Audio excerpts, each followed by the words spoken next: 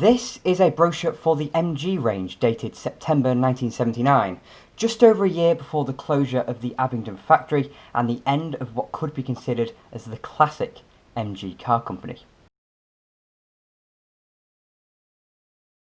Here was a range of cars that was outdated, forgotten and withering on the vine. The mainstream affordable sports car was dying and it very nearly took the Octagon with it. Under Michael Edwards' insistence, the MG name was not sold off to Aston Martin and was reinvented in the 80s as hot versions of Austin's saloons, much like in the 1960s, but this time without any true sports cars in the range. At this point though, the future didn't look brilliant, and the cars had suffered over their lives, growing bloated by legislation. The Mgb Gt in the middle here was launched in 1965 as a hardtop variant of 1962's Mgb Roadster. Slightly older still was the MG Midget dating back to 1961.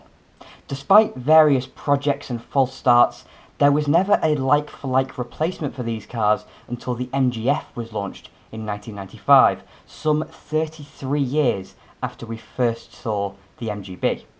So let's take a look at how British Leyland were advertising their MG sports cars, and it's quite clear from the cover here that MGs belong in a competitive environment driven by enthusiasts.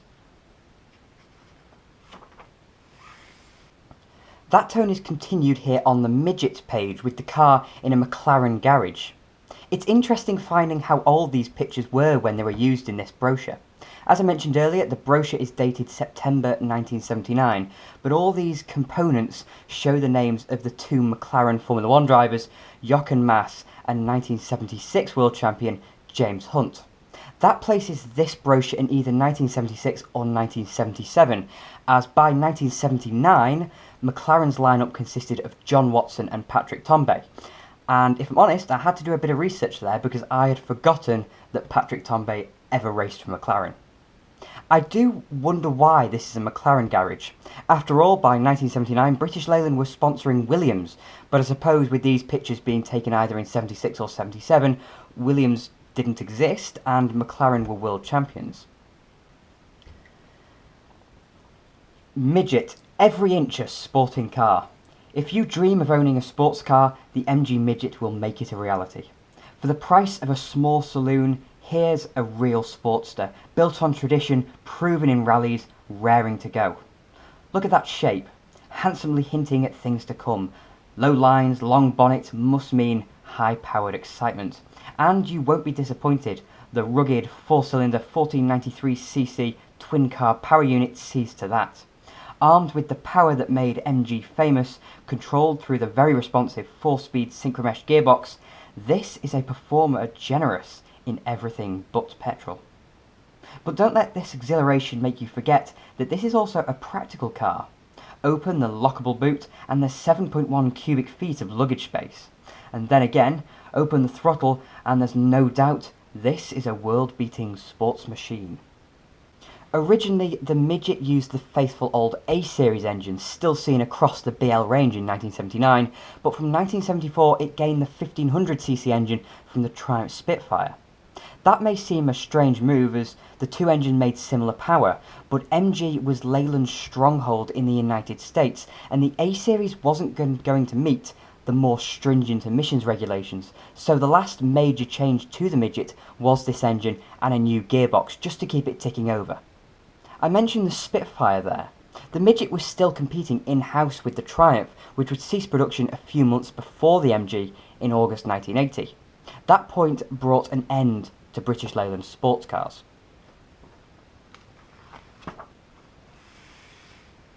At the centre of the action is the cockpit, every inch designed to fit you like a glove. Take the figure-hugging seat for instance. At a touch it's adjusted to your very own driving position. Within your reach are the sports-style steering wheel and gear change. Before your eyes is the read-at-a-glance instrumentation. Seated in this car you become a part of a total experience, and the little luxuries aren't left behind.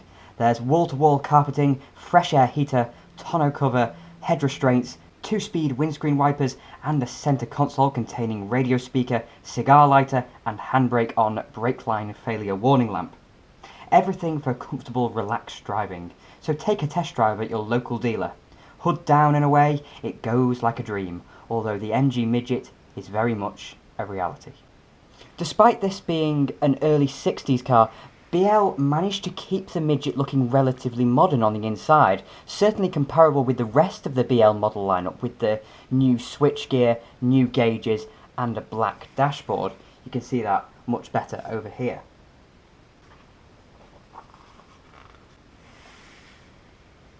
The Mgb Roadster, not just a car, an experience. The sun in your face, the wind in your hair, the sensations of speed while sitting in style. The essence of high-powered luxury sports car motoring can be summed up in just 3 letters: Mgb. Take another look at the now classic body lines.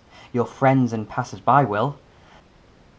Noted there is the thing that blighted the late MGs, these big impact bumpers. They dulled the lines and made the cars look like they had a bit of a swollen lip. They're a circumstance of their era, and it wasn't just older cars like these that US legislators targeted. Many more modern European cars were subject to modifications. In the case of the MGs, they got their big bumpers in 1974, and for the same reason they gained some extra ride height. That in particular changed the way the cars drove a bit. But that being said, a lot of people do like the rubber bumpers for their period 70s look. They're the ones that a lot of people remember from when they were growing up. The softer ride of the later cars is also something that some people like, and road style wheels look great on any car. And now we get really 70s. The Midget we saw before was a little bit tame with its all black interior, and this isn't. The stripes were a BL thing at the time. The one that springs to my mind was the Mini Stripey limited edition from 1976. Nothing beats the first moment you slip into the rake adjusting seats. Cloth covered in sporty stripes to coolly grip you in summer and warm your spirits in winter.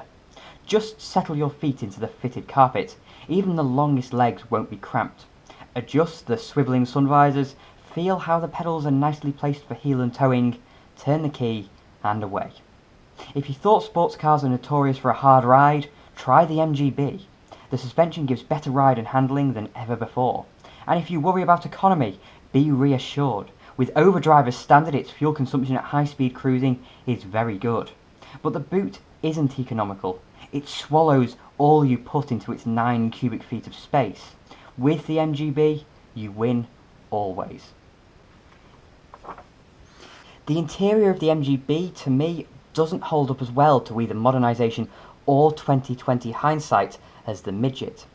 Due to it being the bigger, more luxurious car, it appears cluttered but also plain, and I think that's largely thanks to the 4-spoke steering wheel. Certainly the 3-spoke wheel on the Midget is better looking. The most disappointing part to me is the fact that the vents and switches don't line up with the centre console below. Again, that's just a symptom of age. You can't expect an old design to take anything. The more modern gauges interfere. It's exactly the same situation faced by very late Minis. Sitting in the fully equipped cockpit, facing the smart dashboard with padded surround, you'll see all the instruments and controls you'd expect. There are also handbrake and seatbelt warning lights, plus face-level ventilation, lockable glove compartment, and a hinged centre armrest with storage compartment beneath. There's a flick wipe added to the 2-speed wipers. A cigar lighter, a clock and armrest fitted to each door also act as door pulls. Each door also contains a radio speaker. At night the dials glow green and main switches and heat controls are illuminated. Mechanically, it has a pedigree of built-in reliability. Ahead of you sits the tough, well-proven 1798cc power unit with the smooth, responsive 4-speed synchromesh gearbox and electrically controlled overdrive. You get performance with economy, and the thermostatically controlled electric fan keeps everything cool. If you want to know what it feels like to own an Mgb, then why not take a test drive at your nearest dealer? It'll be an exhilarating experience. Now, the Mgb Gt, the Grand Tourer.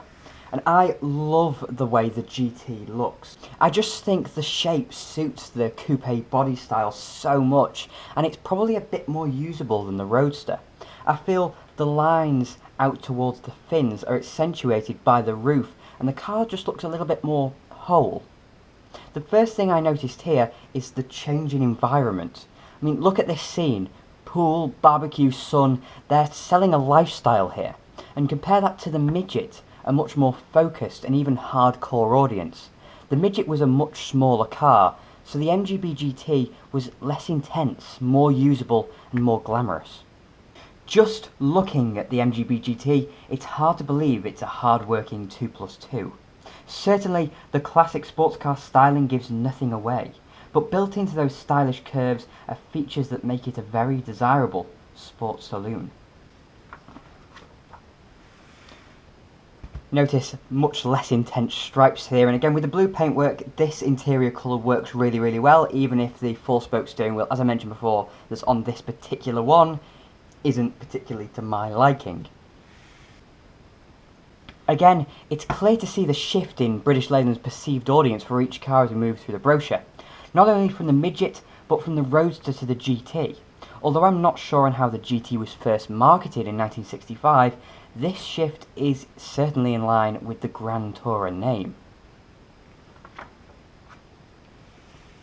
And looking at this shot of the GT's interior, it is definitely that steering wheel that spoils it for me, not only design but also the texture.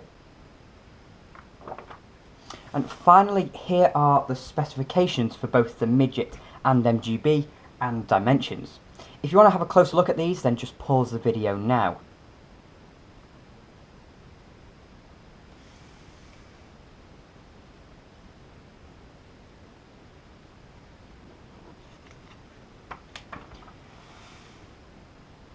On the back, as is becoming the usual with these old British Leyland brochures, is super cover and the fuel economy figures. The interesting bit is what is at the bottom. It says Jaguar Rover Triumph. So MG then was not a part of the mainstream Austin Morris division, but the specialist division at this stage. That shouldn't really have surprised me, but of course MG does derive from Morris. But anyway, for now, thank you very much for watching. I hope I've been somewhat insightful, and I hope you enjoyed the video. If you did, please do click like and maybe subscribe to TwinCam as well. I'll have more of these videos coming along soon.